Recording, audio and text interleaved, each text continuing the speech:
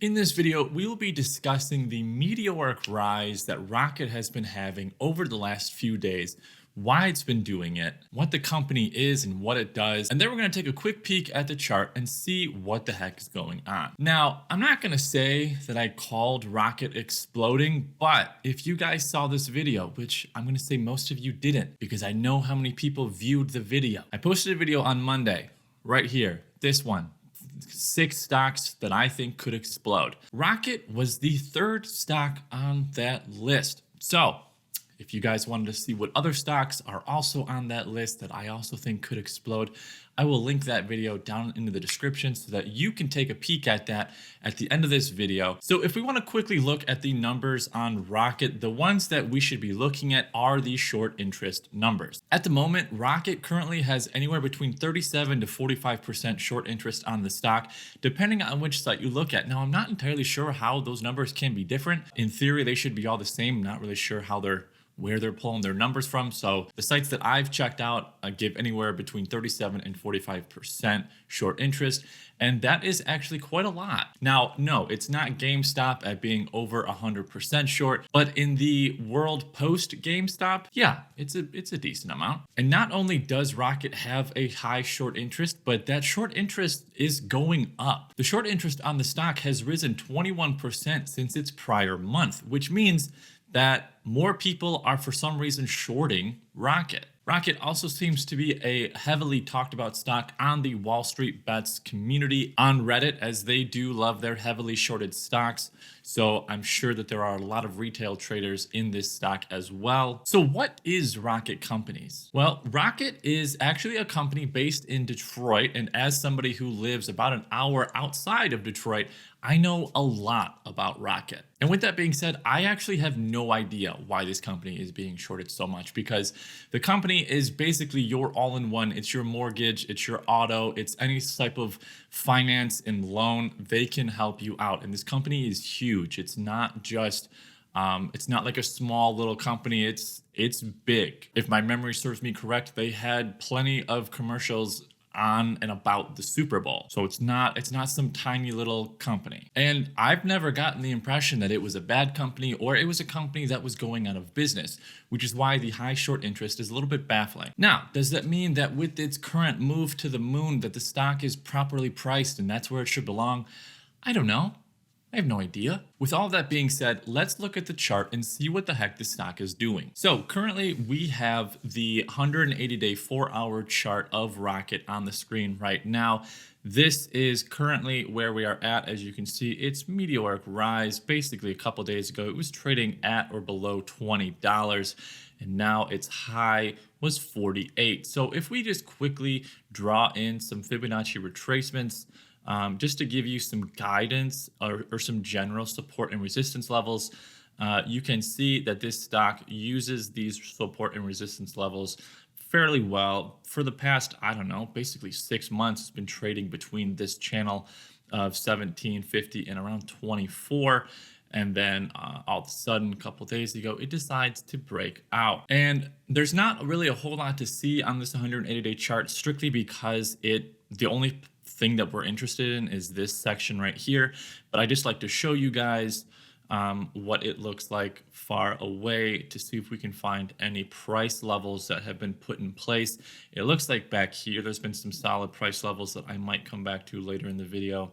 But if we look a little closer at the 20-day 1-hour chart, I'm going to redraw the Fibonacci retracements because that is how we do it with the Fibonacci retracements for the timetable. And again, nothing going on back here. There's not a whole lot of information we can pull. So we are primarily just going to focus on the last couple days. So this black bar right here is currently today, Wednesday, March 3rd. As you can see, we still got some time left, and that's because it is a little bit past 12 on the East Coast, which means we got about 4 hours left.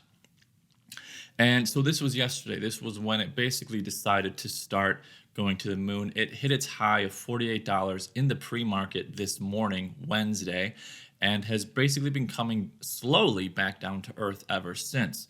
So you can see right here the support and resistance lines. We got one at like 33.67, 37.20, and then down here at 30.14. Currently, the stock has fallen below this 33.67 level, and it used it as resistance on this candle right here. Let's just zoom in.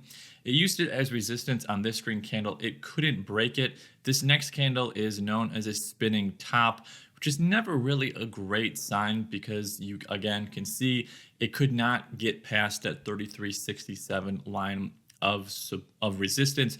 It tried to up here, but unfortunately it did not close above it, which that's the important part. And this candle right here, again, could not get at the moment, cannot get above the 33.8 or 33.67 level.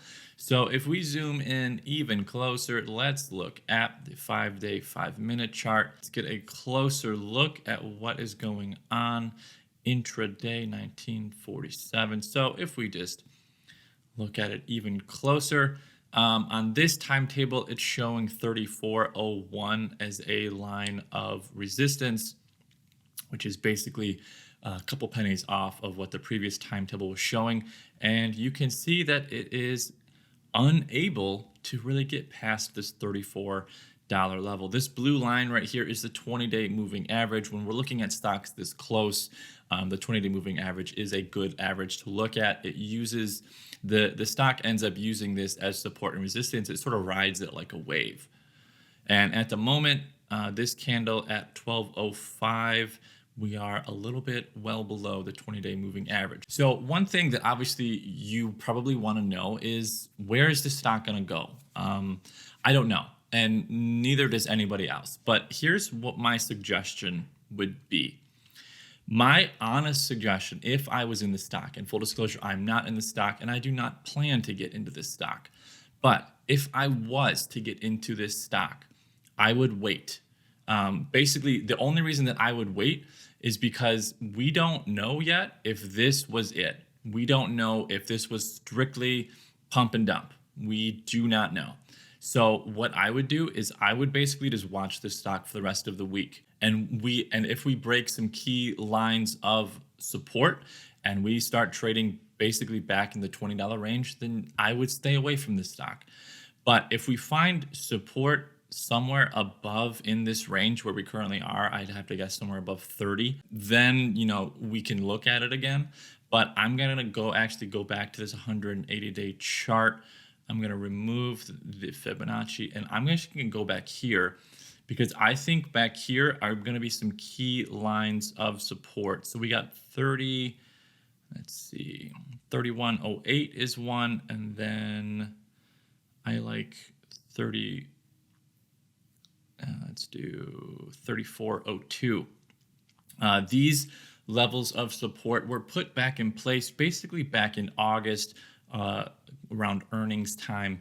And so those are going to be the levels that I think we definitely need to be paying attention to. So if we go back to the 5-day, 5-minute chart, you can see that we are actually currently in between these two levels. We are actually bouncing off of it. So you can see that these two price levels that were put back in place in August are the two levels that we are currently trading in between. If we dip below $31, let's actually go back out. If we dip below $31, like I showed you, I'm back on the 180-day 4-hour chart. You can see that there's a price point right here, and there is a price point right here. So if we were to draw that in, that is around the 26.52 level. So if we go back to the 5-day, 5-minute chart, we can see that we hit it right here in the after hours on, what is this, Monday? And then we finally broke above it Tuesday morning. But my suggestion would be is that if we break below this 26.52 level within the next week, so after our end of the day today, Thursday or Friday, I would stay away from the stock, honestly, because then that basically means we're falling back to earth. However, if it stays above this 26 stock, then that means that hopefully it's consolidating and it's not. This strictly wasn't just a pump and dump. Maybe this is a short squeeze that has some validity to it.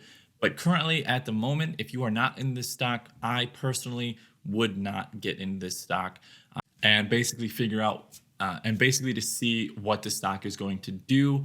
I wouldn't make any rash decisions. Fear of missing out is an easy way to get burned.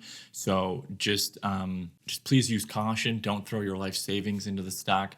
And last but not least, if you guys want to go check out that video that I mentioned at the beginning of this video of the 6 stocks that I think could explode, much like Rocket just did, again, that is linked in the description below.